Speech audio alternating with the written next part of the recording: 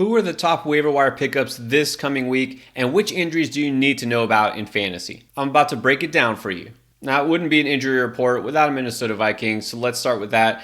Alexander Mattison this time, who had just gone back to his workhorse status there with Cam Akers out for the season, and then Mattison promptly left early in the game with a concussion. That means Ty Chandler took over as the lead runner. This is exactly why I mentioned a guy like Ty Chandler on Beat the Breakout, those early stashes, the guys that could have value if something happens. Well, guess what? Something happened. Mattison went down. Chandler got the bulk of the carries. Now, with concussions, you know how this goes. In the protocol, it depends how the player responds, but this week, on average, most players have missed at least one game, so there's a good chance Mattison isn't active for Week 11. Does that mean that you should scoop up Chandler on waivers? Well, let's just say I'll talk about him in a couple minutes. No other running back injuries, thankfully, but it was heavy on the quarterbacks in Week 10, starting with Derek Carr. He left the game with 2 injuries. That would be shoulder and a concussion. We know he had shoulder trouble earlier in the season, and so this is definitely something to monitor. Derek Carr put up his typical kind of pedestrian numbers before leaving. Jameis Winston promptly came in and sort of lit it up. He did get 2 touchdowns, of course, also threw some picks. This offense is just different with Winston under center. He will throw it down the field. He'll chuck it to either team, doesn't matter. In this version of New Orleans offense, I don't think we can recommend Jameis Winston to anything more than a super flex consideration if he's the starter next week. And then you saw Deshaun Watson lead his team to an improbable comeback on the road against Baltimore. Very impressive, even though somehow he managed to, again, not put up good fantasy numbers. He was all sorts of banged up throughout that game, and then toward the end, also suffered an ankle injury. He was seen in a walking boot after the game, but he kind of brushed it off and said he'll be fine. Hard to know what to believe here, but also hard to say that you should be starting Deshaun Watson in a 1 QB league anyways. And then Baker Mayfield also did finish the game against Tennessee, wound up with pretty good numbers, 278 yards, 2 touchdowns, and 1 pick. But he did hit his thumb against a defender's helmet late in the game, so it remains to be seen if that could be an issue going forward. This offense has been coming along lately. If for some reason Mayfield does have to miss time and Kyle Trask is thrown into the mix, that could affect the whole thing. And then another quarterback switch in Atlanta, but this time due to actual injury, Taylor Heinicke did hurt his ankle during the game, so we saw Desmond Ridder come in. Heinicke had only thrown for 55 yards. Ridder came in, ran for a touchdown, looked pretty sharp. Now, Ridder only completed 4 or 6 passes.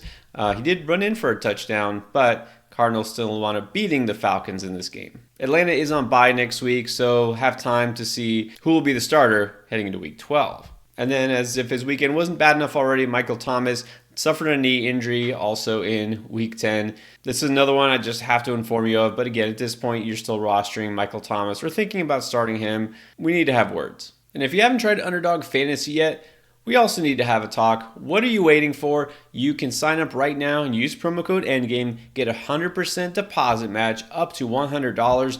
That's right, every dollar you put in up to $100, you get matched in your account, and you get to take advantage of this week's new customer special. That's a pick'em. Go higher on Joe Burrow getting half a total yard this coming Thursday night. You get basically a free pick there, and you combine it with any other pick, good chance to triple your money on your very first bet. So go ahead and try it out now. Sign up for Underdog Fantasy. Make sure you use our promo code ENDGAME. Now on to the waiver wire pickups. Last week, the very first name I talked to you about was Noah Brown of the Houston Texans. Everyone kind of already knew about Tank Dell. You should still know Tank Dell is a good guy to pick up.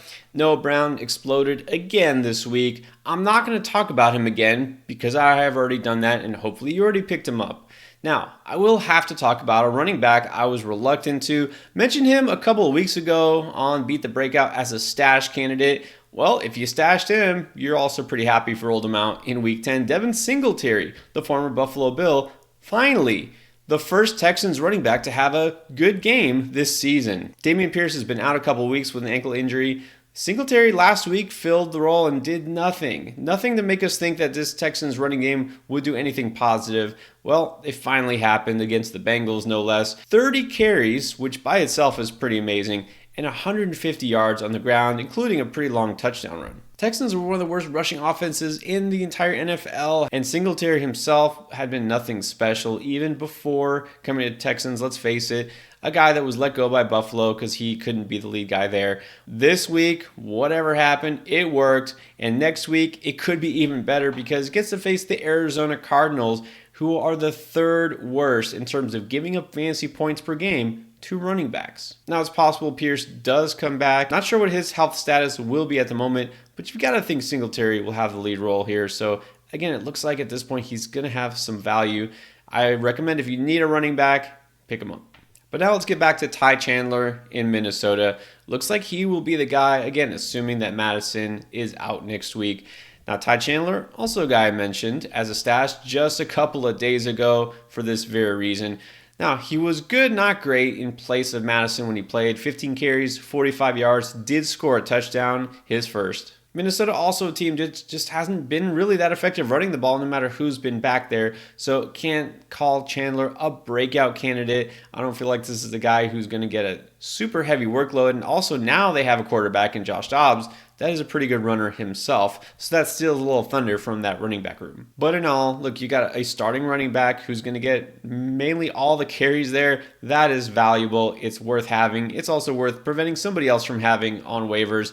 And also a great matchup because the Vikings are going to play the Broncos and their poor run defense next week. Now, one guy I didn't get to talk about on waivers last week was Trenton Irwin of the Cincinnati Bengals because that T. Higgins injury came midweek. Not only did he miss week 10, but there's a good chance he misses another game because he's considered week to week. T. Higgins also one of those guys who traditionally doesn't just bounce right back or play very well through injuries if he plays through them at all. That means we could see Irwin once again fill that role and be getting targeted from Joe Burrow on Thursday night.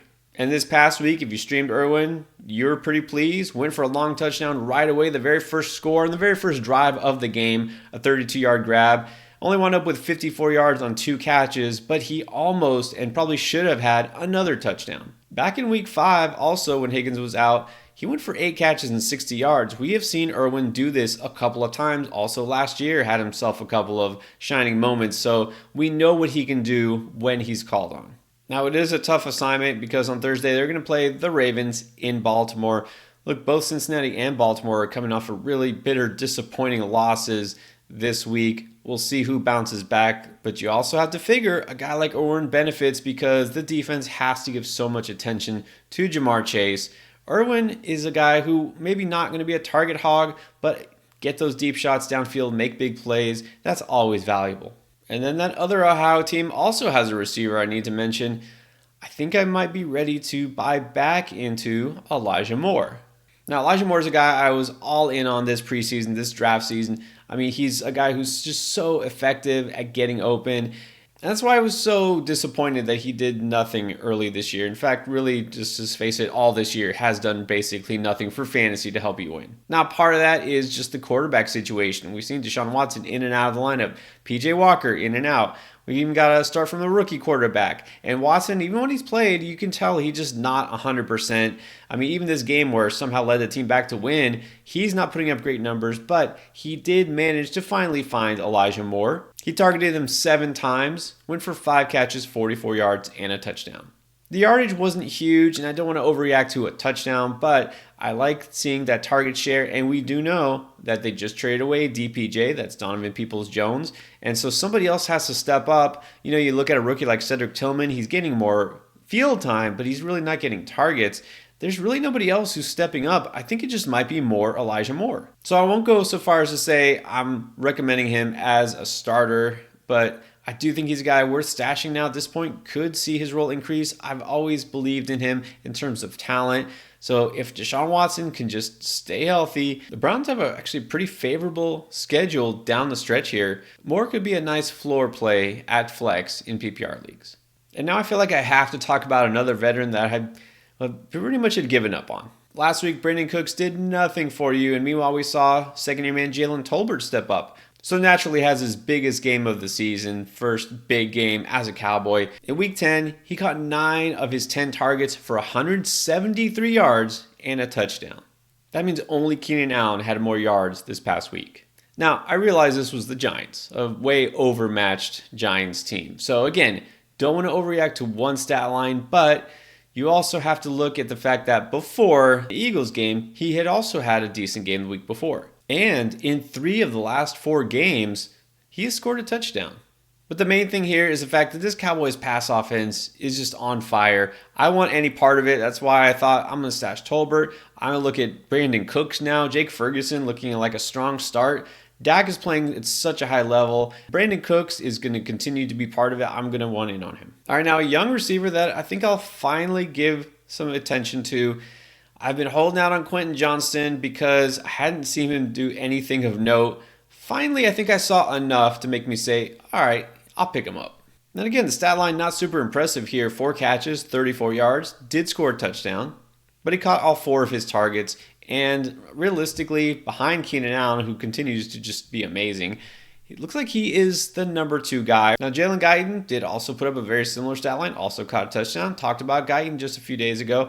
But Quentin Johnston is a guy I think is going to continue to improve as well. And I do like the fact that he did find ways to get open against this defense. Not an easy matchup really against the Lions. Had been pretty good defensively. I mean, we want to find somebody on here that we can play because, again, this is a potent offense as you've seen. Justin Herbert is now 6th in terms of pass attempts per game. There's going to be plenty of opportunities. Johnston will score more touchdowns at some point. He'll break off a long touchdown. So, while, again, he's not a guy I'm going to force into my lineup, I'm not expecting an explosion real soon. He should just continue to get better. And then I'll continue my apology tour here. Another guy that just had not been in on yet. Maybe I should have been a lot earlier on Jaylen Warren. He's owned in a lot of leagues, but at this point, if he's still out there, I'm going to say just go ahead and pick him up. He is still out there in about a 4th of all Yahoo leagues. And the same goes for Sleeper. All year long, he'd been kind of a floor play at running back, get you a couple of catches because of his work out of the backfield. We finally saw a ceiling game here. Went for 100 yards just on the ground, 15 carries. That means he's now averaging 5.1 yards per rush attempt. And talk about that floor, 31 receptions. As far as all running backs go, that's the 5th most. Really, this whole Steelers offense has looked different the last couple of weeks. They figured some things out during the bye, I guess. Not really their pass offense, but their rushing offense has been better. Both Najee and Jaylen Warren had good games this past week, and that's 2 weeks in a row. They're actually doing the smart thing, and that's relying on the ground game, not forcing Pickett to do things that he's really not good at, like throw the ball down the field. And so Jaylen Warren is going to continue to get enough run. I think now I can finally confidently say I feel like he's got standalone value on a weekly basis. I'm confident we can help you win in fantasy football. That's what we're here for. Check out our playlist with all the start sit advice that you need to help win this week.